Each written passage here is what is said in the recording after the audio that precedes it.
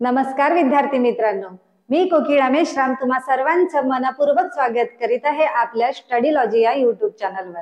विद्यार्थी मित्रांनो, आज आपल्याला जो चॅप्टर अभ्यासायचा आहे तो म्हणजे Helen Keller and and Sullivan. काय? Helen Keller and and Sullivan हा युनिट 2 मधला दुसरा चॅप्टर आहे जे आपल्याला आता अभ्यासायचा आहे। यामध्ये स्टोरी दिलेली आहे ती म्हणजे हेलन केलर या व्यक्तीविषयी। हेलन केलर यांना जगातील 8वं आश्चर्य म्हटलं जातं, जगातील 8वा अजूबा। त्या स्वतः ब्लाइंड आणि डेफ असूनही म्हणजेच आंधळ्या आणि बहिऱ्या असूनही आपल्या व्यंगत्वावर त्यांनी मात केली आणि सक्सेसच्या अनेक शिड्या त्या चढत राहिल्या। आणि ह्या त्यांच्या अपंगावर मात करण्यासाठी त्यांना मोलाची साथ लाभली, त्या म्हणजे त्यांच्या टीचर ॲन सुलिव्हन। कोण? And Sullivan. ॲन सुलिव्हन ह्या त्यांच्या टीचर जेव्हा त्यांच्या आयुष्यात आल्या तेव्हा त्या अगदी 6 वर्षाच्या होत्या, म्हणजे 2 वर्षाहूनही लहान असताना तेव्हा लहान होत्या जेव्हा त्यांना अंधत्व आणि बहिरेपणाची त्यांना लागण झाली होती, म्हणजे त्या आंधळ्या आणि बहिऱ्या झाल्या होत्या। त्यानंतर सलग 6 वर्ष त्यांनी त्याच डार्कनेसमध्ये, त्याच अंधारामध्ये जीवन काढलं होतं। अतिशय निराशजनक त्या आपलं जीवन जगत असतानाच त्यांच्या जीवनामध्ये एक सकाळ झाली। ती कोणाच्या मार्फत झाली? त्यांच्या टीचर मार्फत, त्या म्हणजे ॲन सुलिव्हन। त्यानंतर त्यांना एका प्रकाशाकडे वाटचाल त्या करत गेल्या आणि सर्वात आधी त्यांच्या अपंगात्वर त्यांनी मात करवलं। त्यांच्या जीवनामध्ये त्यांनी कशा प्रकारे त्यांना बोलकं करायचं, त्यांना कसं सेन्सद्वारे त्यांना माहिती जाणून घ्यायची, त्यांना शब्दांचा अर्थांचा कसा अर्थ लागेल, कोणती गोष्ट काय आहे, कसं समजावला गेली, हा एक खूप मोठा त्यांच्या टीचर समोर एक टास्क होता। आणि त्यांनी तो अतिशय खूप चांगल्या प्रकारे तो पेलला। आणि एक दिवस त्यांच्या जीवनामध्ये असा घडला की त्यांनी त्यांच्या अपंगात्वर मात करत त्यांना त्या गोष्टी शिकवल्या। एके दिवशी त्यांनी हेलन केलरचा हात पाण्याच्या खाली धरला आणि थंडगार असा स्पर्श होत असताना त्यांनी त्याच्या हातावर लिहित गेल्या, वॉटर वॉटर। जोपर्यंत त्यांना कळलं नाही की हा जो मला थंडगार हा स्पर्श लागत आहे तो म्हणजेच वॉटर आहे, म्हणजे पाणी आहे, जोपर्यंत त्यांना क्लिक झालं नाही तोपर्यंत त्यांच्या जीवनातला अंधकार संपला नव्हता। परंतु जेव्हा त्यांना ते कळलं त्यानंतर त्यांनी मागे वळून पाहिलं नाही आणि प्रत्येक गोष्टीचा सेन्स त्यांना कळत गेला की हे फादर आहेत। स्पर्श करून दाखवत गेले आणि त्यावर लिहित गेले की हे फादर आहेत, हे मदर आहे, हे वॉटर आहे, डॉल आहे। आणि अशा प्रकारे त्यांनी आपल्या जीवनामध्ये सक्सेस करत करत त्यांनी आपल्या जीवनामध्ये ग्रॅज्युएट केलं। नुसत्या ग्रॅज्युएटच केल्या नाही तर त्या एक प्रसिद्ध लेखिका बनल्या आणि आपलं अख्खं जीवन त्यांनी आंधळ्या आणि बहिऱ्या मुलांसाठी समर्पित केलं।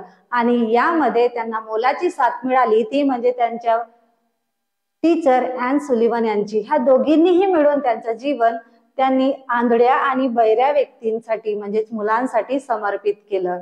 यामधून आपल्याला कोणती सीख मिळत आहे तर आपल्याकडे काय नाही आहे यामध्ये कुडत बसण्यापेक्षा किंवा रडत बसण्यापेक्षा आपल्याकडे काय आहे, म्हणजे एक दरवाजा जरी बंद पडला तरी अनेक दरवाजे जे खुले आहेत याची आपल्याकडे काय असायला हवी?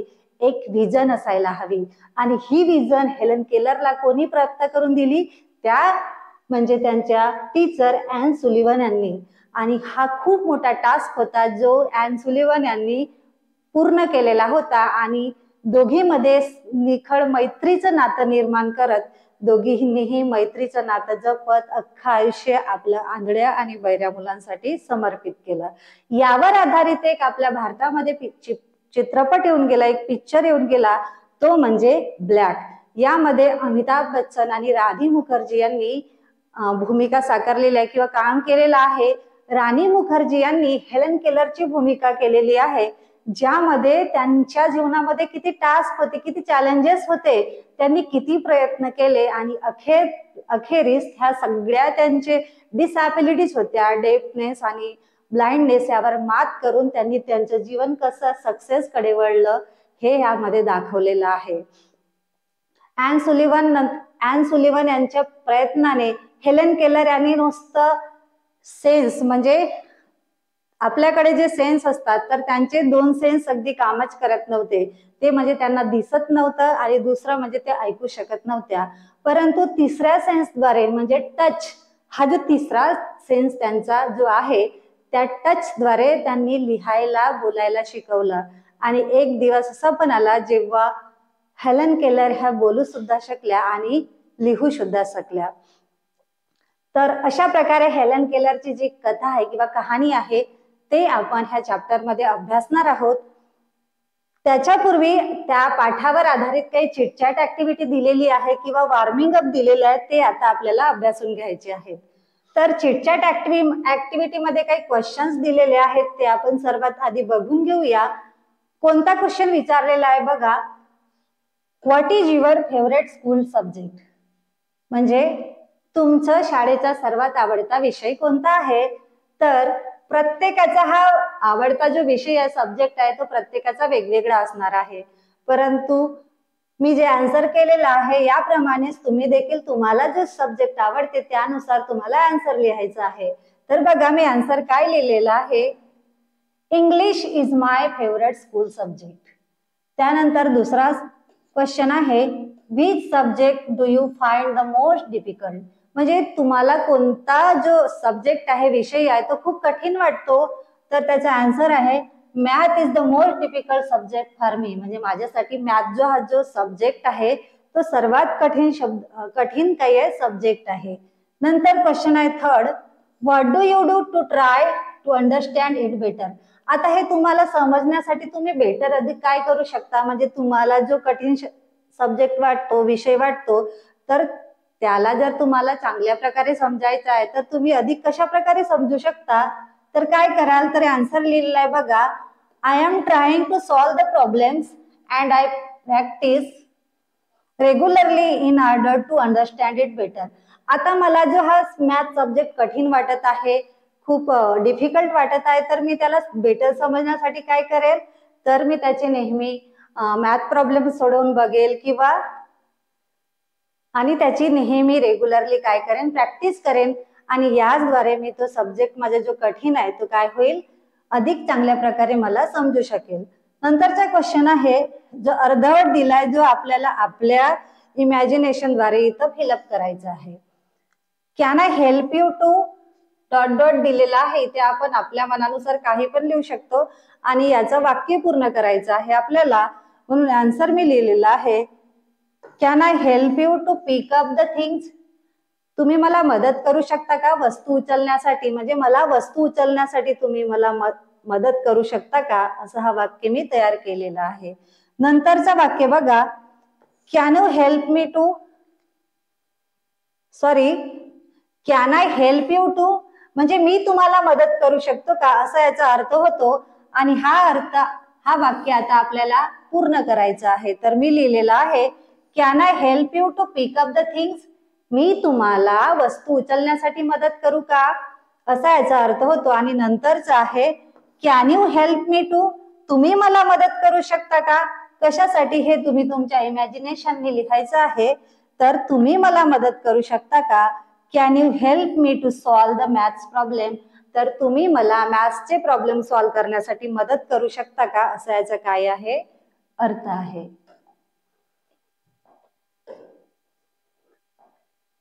नंतरचा क्वेश्चन बघा, discuss the challenges that people have to face due to disabilities, म्हणजे याचा अर्थ काय आहे, ज्यांना काही व्यंगत्व असतो, कोणते अपंगत्व आलेले असतात, तर अशा डिसॅबिलिटीज ज्या पर्सन्सना असतात त्यांच्याकडे कोणते कोणते संकट असतात, कोणते कोणत्या प्रसंगांना ते फेस करतात, असा याचा अर्थ आहे. आणि आन्सर बघा, discrimination, social stigma, isolation, lack of career opportunities, unfriendly public places, these challenges people have to face due to disabilities, म्हणजे याचा अर्थ काय होतो, तर जर ज्या व्यक्तीमध्ये डिसॅबिलिटीज असतील तर त्यांच्यासोबत भेदभाव होतो, त्यांच्याकडे एक कलंक लागलेला आहे, एक सामाजिक कलंक लागलेला आहे, ह्या नजरेनं बघितले जातं, त्यांना एकटं ठेवलं जातं, त्यांच्याकडे करिअरच्या अपॉर्च्युनिटीज, म्हणजे त्यांच्याकडे करिअरच्या अपॉर्च्युनिटीज कमी असतात. अनफ्रेंडली पब्लिक प्लेसेस, त्यांना म्हणजे सार्वजनिक ठिकाणी मोकळीकता नसते. अशा अनेक प्रकारचे जे चॅलेंजेस असतात त्यांना फेस करावे लागते. नंतरचा क्वेश्चन बघा, what provision should be made in public places so that everyone gets the same access to public facilities. म्हणजे याचा अर्थ काय होतो, म्हणजे कुठल्या तरतुदी असायला हव्यात, म्हणजे सार्वजनिक ठिकाणी अशा कुठल्या तरतुदी असायला हव्यात ज्याच्यामुळे सगळ्यांना सारख्या सुविधा मिळतील.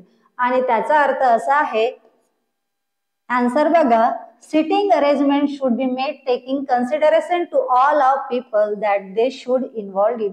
म्हणजे सगळ्या प्रकारच्या व्यक्तींसाठी सिटिंग अरेंजमेंट असायला हवी. कुणाकडे काही अपंगत्व असेल, फिजिकली चॅलेंजेस असतील तर त्यांच्यासाठी सुद्धा वेगळी बैठक व्यवस्था असायला पाहिजे. जसं की रेल्वे स्टेशन असेल, बस स्टॉप असेल, असे पब्लिक प्लेसेस असतात, सार्वजनिक ठिकाणे असतात, तर त्यांच्यासाठी काय असं स्पेशल अरेंजमेंट सुद्धा असायला हवी. स्पेशल रूम्स असायला हव्यात, त्यांच्यासाठी स्पेसिफिक जागा असायला हवी. जर तुम्हाला फिजिकली चॅलेंजेस ज्यांना असतात, काही आंधळे बहिरे जे पण काही त्यांच्याकडे डिसॅबिलिटीज असतील, तर अशा व्यक्तींसाठी क्राऊडमध्ये म्हणजे गर्दीमध्ये त्यांना खूप प्रसंगांना सामोरे जावं लागते. म्हणून त्यांच्यासाठी असं स्पेसिफिक प्लेस असायला हवे, जसं की त्यांच्यासाठी कोणी व्हॉलंटियर्स असायला हवेत, की काही स्पेशल थिंग्स असावे जेणेकरून त्यांना कुठल्या प्रॉब्लेमला फेस करता यायला नको. Ramp should be provided at all public places. म्हणजे तुम्ही बघितलं असेल की एखादा सार्वजनिक ठिकाण असेल, म्हणजे रेल्वे स्टेशन असेल, बस स्टॉप असेल, तर अशा ठिकाणी आपल्याला जाण्यासाठी पायऱ्या असतात, परंतु त्याचबरोबर साईडला स्लोप सारखा असतो आणि त्यालाच रॅम्प म्हणतात. तर अशा व्यक्तींसाठी, जसं व्हीलचेअर वरून जाणाऱ्या व्यक्तींसाठी, अशा व्यक्तींसाठी काय हे रॅम्प्स उपयोगाचे असतात.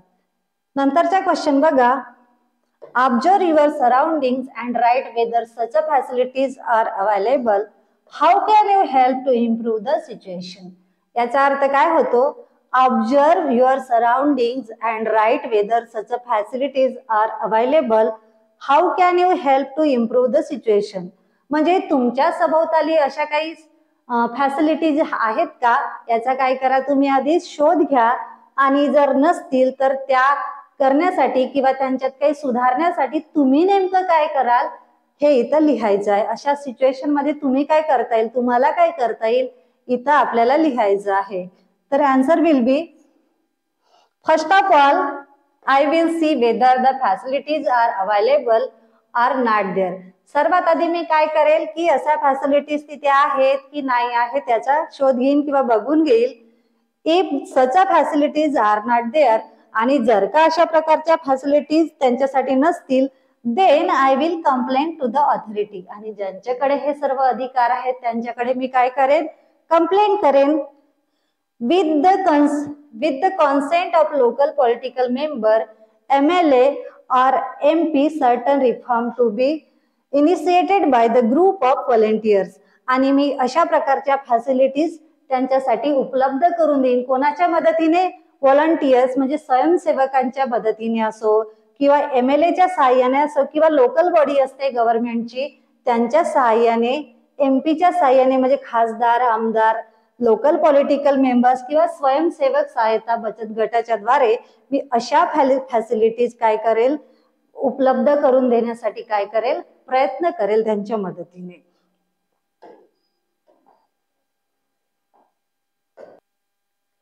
त्यानंतर आपल्याला बघायचं आहे की जे पर्सन्स असतात त्यांच्यामध्ये कुठल्या कुठल्या डिसॅबिलिटीज असतात, आणि ज्यांच्यामध्ये असा डिसॅबिलिटीज असतात त्यांच्या समोर कोणते कोणते चॅलेंजेस असतात, आणि हे चॅलेंजेस असतात तर त्यांच्यासाठी कुठल्या कुठल्या फॅसिलिटीज आपल्याला अवेलेबल करून देता येईल, किंवा त्यांच्यासाठी कुठल्या कुठल्या नेसेसरी अशा फॅसिलिटीज आहेत जे आपल्याला म्हणजे त्या व्यक्तींना गव्हर्नमेंटनी काय करायला पाहिजे, प्रोव्हाइड करायला पाहिजे. असा हा एक चार्ट दिलेला आहे इथे, आणि ते आपल्याला आता फिलअप करायचं आहे. ह्या बॉक्समध्ये आपल्याला डिसॅबिलिटीज दिलेल्या आहेत, आणि इथे आपल्या समोर तर डिसॅबिलिटीज असल्या तर त्यांच्या समोर कुठले कुठले चॅलेंजेस येऊ शकतात हे इथं फिलअप करायचं आहे, आणि त्यांच्यासाठी कुठल्या नेसेसरी फॅसिलिटीज म्हणजे आवश्यक सोयी सुविधा असायला हव्यात ते आपल्याला ह्या बॉक्समध्ये किंवा ह्या रकान्यामध्ये फिलअप करायचं आहे. तर पहिली डिसॅबिलिटी आहे ती म्हणजे हिअरिंग लॉस अँड डीफनेस. म्हणजेच काय, ज्यांना ऐकण्यास संबंधित काही त्रास असते, व्यंगत्व असते किंवा जे बहिरे असतात त्यांच्या समोर कुठले कुठले चॅलेंजेस येतात बरं, तर त्यांच्या समोर येतात difficulties in learning process mocked by the society. म्हणजे समाजाद्वारे जे शिकण्याचे जे संस्कार असतात, समाजामधून किंवा आपल्या घरामधून जे अनेक शब्द आपण शिकत असतो, तर त्यामध्ये त्यांना चॅलेंजेस असतात, त्या प्रसंगांना त्यांना सामोरं जावं लागते, कारण ते शब्द तर ते ऐकू शकत नाही आणि मग ह्या अडचणींना त्यांना सामोरं जावं लागते. अशांसाठी कुठल्या कुठल्या फॅसिलिटीज असाव्यात असं इथं विचारलेलं आहे किंवा आपल्याला फिलअप करायचं आहे. तर बघा, hearing aid should be made available to them at low cost. म्हणजे काय, हिअरिंग एड्स असतात, ऐकण्याचे जे काही साधनं असतात, जे कानात लावल्यानंतर ऐकण्याची जी त्यांची ऐकण्याची प्रोसेस असते ती सुधारू शकते किंवा त्यांची जी डिसॅबिलिटी असते ते पूर्णपणे डिसअपेअर होऊन त्यांना ऐकता येऊ शकतो. असे काही हिअरिंग एड्स असतात. तर त्या अपंगत्व असणाऱ्या व्यक्तींसाठी, म्हणजे त्या डिसॅबिलिटीज असणाऱ्या व्यक्तींसाठी ते अगदी लो कॉस्टवर, कमीत कमी किमतीवर किंवा परवडणाऱ्या किमतीवर त्यांना काय करून द्यायला पाहिजे, अवेलेबल त्यांना उपलब्ध करून द्यायला पाहिजे. नंतरची डिसॅबिलिटी आहे ती बघा, व्हिजन लॉस अँड ब्लाइंडनेस. म्हणजे ज्यांची दृष्टी संबंधित ज्यांना दोष आहे किंवा जे आंधळे आहेत त्यांच्या समोर कुठले कुठले चॅलेंजेस आहेत, तर ते म्हणजे travelling and walking affects person ability and physical movement. कोणते कोणते आहेत? Travelling and walking affects a person ability and physical movements. म्हणजे त्यांना चालताना, प्रवासादरम्यान किंवा फिजिकल मुवमेंट करताना, कुठलीही हालचाल करताना अशा व्यक्तींना काही अडचणी येतात. जसं की त्यांना दिसत नाही, तर समोर काय आहे हे त्यांना कळत नाही आणि मग एखाद्या गोष्टीला जाऊन ते धडकले किंवा चालताना त्रास झाला तर त्यांना दुखापत होऊ शकते, त्यांना काही इजा होऊ शकते. अशा अडचणींना, अशा प्रसंगांना त्यांना फेस करावं लागतो. असे चॅलेंजेस त्यांच्या समोर येत असतात. म्हणून त्यांच्यासाठी कुठल्या कुठल्या फॅसिलिटीज अवेलेबल करून द्यायला पाहिजे, तर टॉकिंग बुक स्टुडिओ. आता ज्या व्यक्तींना दिसत नाही तर ते अक्षरे पाहून तर वाचू शकणार नाही, म्हणून त्याच्यासाठी असे बुक उपलब्ध करून द्यायला पाहिजेत की ते बुकच बोलू लागतील. म्हणजे talking book studio, learning lab किंवा कम्प्युटर लॅब, त्याच्यासाठी आपण अशा फॅसिलिटी तयार करून द्यायला पाहिजे किंवा अवेलेबल करून द्यायला पाहिजे. त्याच्यानंतर तिसरा डिसॅबिलिटीज आहे ती म्हणजे स्पीच डिसऑर्डर्स. स्पीच डिसऑर्डर्स म्हणजे काय, बोलण्यासंबंधी ज्यांना डिसॅबिलिटी आहे, बोलताना ज्यांना त्रास असतो किंवा त्यांना बोलताच येत नाही, ज्यांना आपण मुके म्हणतो, असे काही डिसॅबिलिटीज असेल तर त्यांना कुठले कुठले चॅलेंजेस फेस करावं लागतं. तर बघा, hard to engage in the normal give and take of conversation. म्हणजे दोन व्यक्तीचं जर कन्व्हर्सेशन होत आहे, संभाषण होत आहे, दोन व्यक्ती एकमेकांसोबत बोलत आहेत, तर ज्यांना स्पीच संबंधित त्रास असेल तर ते बोलूच शकणार नाही, ते कन्व्हर्सेशन मध्ये भागच घेऊ शकत नाही. हाही खूप मोठी त्यांच्या समोर अडचण असते. ते त्यांचे स्वतःचे थॉट शेअर करू शकत नाही, स्वतःच्या फिलिंग शेअर करू शकत नाही, त्यांना काही आयडियाज येतील त्या पण शेअर करू शकत नाही. आणि हा खूप मोठा काय असतो, त्यांच्या समोर चॅलेंज असतो. आणि त्यांच्यासाठी नेसेसरी फॅसिलिटीज कुठल्या असाव्यात? स्पीच लँग्वेज पॅथॉलॉजी, त्यांच्यासाठी स्पीच थेरपी असायला हव्यात. हिअरिंग स्क्रीनिंग रूम, त्यांना ऐकता येतील अशा मोठ्या मोठ्या स्क्रीनिंग रूम असाव्यात किंवा टेक्निकल सपोर्ट त्यांच्यासाठी असायला पाहिजे. त्याच्यानंतरची आहे बघा डिसॅबिलिटी, ती म्हणजे फिजिकल डिसॅबिलिटी. ज्यांना फिजिकल डिसॅबिलिटी असते, जसं की कुणाचं अपंगत्व असते, जसे की हातानी, पायानी, शरीराने ज्यांना व्यंगत्व असते, अशा प्रकारे त्यांना कुठले चॅलेंजेस असतात अशा व्यक्तींसाठी? तर it restrict the freedom in many ways. ज्यांना चालता येत नाही, बसता येत नाही, एका ठिकाणाहून दुसऱ्या ठिकाणी मुवमेंटच करता येत नाही, तर अशा व्यक्तींसाठी काय असतो, तो फ्रीडम नसतो इकडून तिकडे जाण्यासाठी. आणि हा खूप मोठा त्यांच्यासाठी काय असतो, चॅलेंज असतो. आता त्यांच्यासाठी नेसेसरी फॅसिलिटीज कुठली आहे बघा, awareness about various government welfare scheme. आता त्यांच्यासाठी सरकार अनेक वेलफेअर स्कीम्स काय करतो, तयार करतो. अशा स्कीम्सचा त्यांनी फायदा घ्यायला असाव्या, म्हणजे जसे त्यांना बसता येत नाही किंवा कुठे इथून तिकडे जाता येत नाही तर त्यांच्यासाठी व्हीलचेअरची सुविधा उपलब्ध करून दिली जाते, त्यांना कृत्रिम पाय तयार करून दिली जातात आणि अशा साधनांचा वापर करून ते त्या आपल्या अपंगत्वावर किंवा डिसॅबिलिटीजवर मात करू शकतात. Should get help from the people and seat should be kept reserved for them. आणि प्रवासादरम्यान जसे की ट्रेन असो, बस असो, प्लेन असो, कुठलंही पब्लिक वाहन असेल त्याच्यामध्ये त्यांना रिझर्व्ड काय असायला हव्या, सीट असायला हव्यात. त्याच्यानंतर इंटेलेक्च्युअल डिसॅबिलिटी म्हणजे बौद्धिक अक्षमता असते, म्हणजे त्यांच्यामध्ये बुद्धी संबंधित त्यांच्यामध्ये काही डिसॅबिलिटीज असतील तर त्यांच्यासमोर कुठले चॅलेंजेस असतात.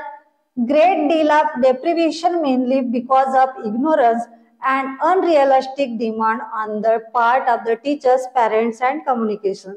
आता ज्यांना शिकण्यासंबंधी त्रास असेल, त्यांच्या बुद्धी संबंधित त्यांच्यामध्ये काही त्रास असेल, डिसॅबिलिटी असेल तर अशा व्यक्तींना भेदभाव केलं जातं. अशा व्यक्तींना जरी वर्गात असले तर त्यांच्याकडे इग्नोर केलं जातं, त्यांच्याकडे लक्ष दिलं जात नाही टीचरद्वारे, त्यांच्या फ्रेंड्सद्वारे. अरे याला तर काही येतच नाही, समजतच नाही, याद्वारे त्यांना इग्नोर केलं जातं टीचरद्वारे, त्यांच्या फ्रेंडद्वारे, आणि त्यांना काय एकाकी पाडलं जातं, त्यांच्यामध्ये भेदभाव केलं जातं. त्यांच्या समोर कम्युनिकेट करण्याचा चॅलेंजेस असतो, त्यांच्या समोर त्यांचे नेमके प्रश्न काही आहेत, कोणते त्यांचे चॅलेंजेस आहेत हे समजून घेण्याचा सुद्धा प्रयत्न केला जात नाही. आणि त्यांच्या नेसेसरी फॅसिलिटीज म्हणजे त्यांच्यावर आता उपचार कोणते असावेत किंवा त्यांच्यासाठी काय सोयी सुविधा असाव्यात ते बघा. Residential care and treatment to be provided. अशा व्यक्तींसाठी जे बौद्धिक अक्षम असतात त्यांच्यासाठी स्पेशल रूम असाव्यात किंवा वेगवेगळे क्लासरूम असावेत, वेगळे टीचर्स असावेत, त्यांच्या बुद्धिमत्तेनुसार त्यांना जसं पाहिजे तशा वातावरणामध्ये त्यांना शिक्षण घेता यावे अशा काही क्लासरूम असाव्यात किंवा त्यांच्यासाठी काही रेसिडेन्शियल एरिया सुद्धा असावा आणि केअर सुद्धा असावी. आणि अशा प्रकारची त्यांच्यामध्ये काय करायला पाहिजे, ट्रीटमेंट करायला पाहिजे. त्याच्यानंतर आहे लर्निंग डिसऑर्डर्स, म्हणजे शिकण्यासंबंधी ज्यांना काही चॅलेंजेस असतात. असे कोणते चॅलेंजेस येऊ शकतात. Lack of recognition, do not get good job, good health care, being isolated. आता ज्यांना शिकण्यामध्ये प्रॉब्लेम येतो, डिसॅबिलिटीज ज्यांच्यामध्ये असतात त्यांच्यासमोर कुठले चॅलेंजेस असतात तर त्यांना ओळखण्यासंबंधी चॅलेंजेस येऊ शकतात, त्यांना गुड जॉब ऑफर होऊ शकत नाही किंवा त्यांची हेल्थ केअर सुद्धा होऊ शकत नाही आणि त्यांना एकटं पडण्याची सुद्धा शक्यता असते. आता त्यांच्यासाठी कुठल्या फॅसिलिटीज असायला हव्यात बरं. Academic support should be provided on a code by case basis. Special treatment should be given to them as per their requirement. आता त्यांच्यासाठी स्पेशल अकॅडमिक सपोर्ट असायला हवा, म्हणजे त्यांच्यासाठी स्पेशल असं अकॅडमीचं वातावरण असावे की ज्यामध्ये अशा डिसॅबिलिटीज असणाऱ्या व्यक्तींसाठी स्पेशल अकॅडमी असायला हवी. त्या अकॅडमीमध्ये स्पेशल अकॅडमिक सपोर्ट असायला हवा, त्यांच्यासाठी स्पेशल कोड लँग्वेज असायला हवी ज्याद्वारे ते काय करू शकतील, शिकू शकतील. त्यांना स्पेशल ट्रीटमेंट दिली पाहिजे आणि ज्या व्यक्तीची जी रिक्वायरमेंट आहे त्यानुसारच त्यांना ती फॅसिलिटी अवेलेबल करून दिली पाहिजे. अशा प्रकारे त्यांच्या काही नेसेसरी फॅसिलिटीज त्यांना अवेलेबल करून देता येईल. तर विद्यार्थी मित्रांनो, हे झाले आपले वॉर्मिंग अप तसेच चिटचॅट ऍक्टिव्हिटीवरचे क्वेश्चन्स. पुढल्या भागामध्ये आपल्याला पाहायचं आहे हेलन केलर यांच्या जीवनावर आधारित जो चॅप्टर दिलेला आहे, जो लेसन दिलेला आहे, तो आपण नेक्स्ट भागामध्ये किंवा पुढच्या व्हिडिओमध्ये अभ्यासणार आहोत. विद्यार्थी मित्रांनो, जर तुम्हाला आमचे व्हिडिओ आवडत असतील तर आमच्या व्हिडिओला लाईक करा आणि नवीन व्हिडिओ तुम्हाला हवे असतील तर आमच्या चॅनलला सबस्क्राईब करा. आणि जशा ह्या माहितीमुळे तुम्हाला तुमच्या अभ्यासामध्ये मदत होतो तशीच तुमच्या मित्रांनाही होऊ द्या, त्याकरिता आमच्या चॅनलला शेअर सुद्धा करा. पुन्हा भेटूया पुढल्या भागामध्ये नवीन चॅप्टर सह, ज्याचं नाव आहे हेलन केलर. तोपर्यंत धन्यवाद.